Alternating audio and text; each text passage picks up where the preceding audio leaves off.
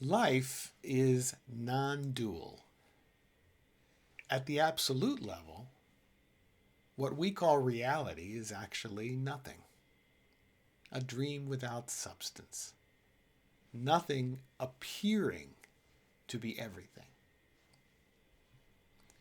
But that's just a conceptual piece of information because we are here, appear to be here. And simply asserting this is all just a dream, an illusion, is just a meaningless abstraction, a curiosity. We wouldn't appear to be having this discussion or even bother if we didn't share a sense of being real and corporeal. So we can say life is simultaneously unreal and yet real. But life is unquestionably one, a singularity, one wholeness. Just as one ocean appears to have separate drops, waves, tides, and eddies, yet ultimately it's all just seawater and all one living, breathing, undulating whole. The realization or remembrance that we are not separate from life, all of life, not isolated, abandoned, broken off pieces of the whole, that we therefore have no actual individuality or individual personal issues or complaints, and therefore no need to struggle against life or force things to be other than exactly as they are, can be very freeing. But there is a paradox. If we try to use this absolute non-dual realization as a means or pathway to set us free from the so-called sufferings or vicissitudes of life, we will not accomplish anything, permanently end suffering, nor attain liberation. Because we are starting with the delusion that we are indeed separate somethings, with our own separate sufferings that we yearn to cease and our own ability to choose methods and practice them to cause this.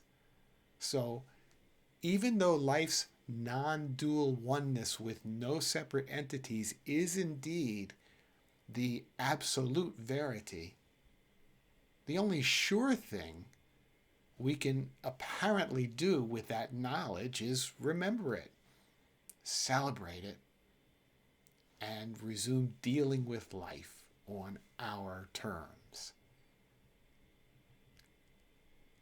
All thinking, conceptualizing, and inquiry cannot free an individual because thinking is part of the apparent individual's illusion of separateness and would require the illusory mind's participation and energy, thus only confirming the false existence of an individual.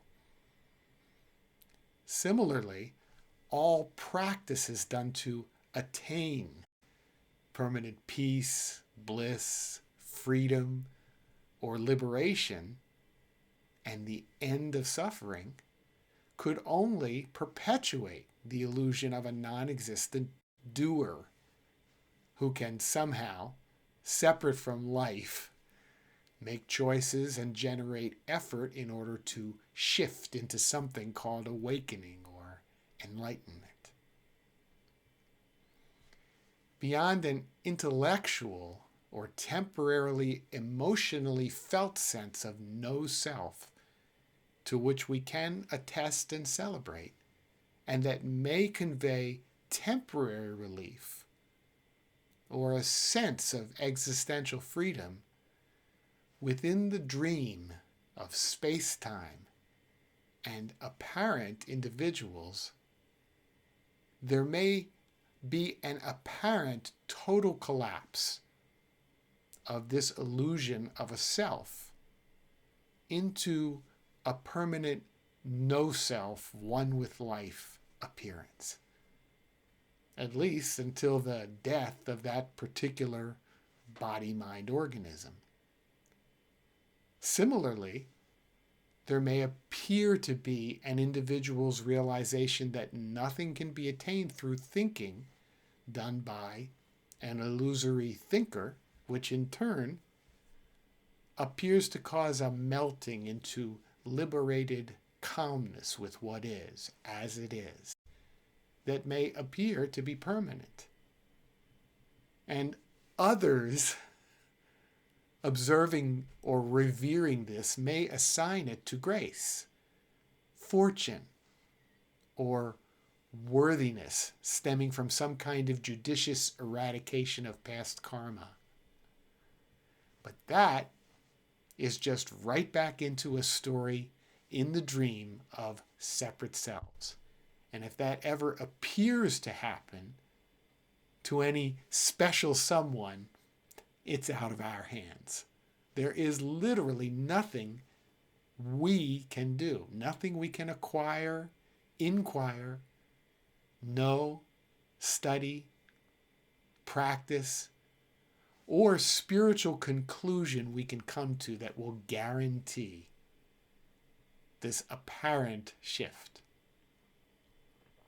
So once again, all we can do is recognize the truth, enjoy it and celebrate it, come together and share it in resonance with others, and then move on in life.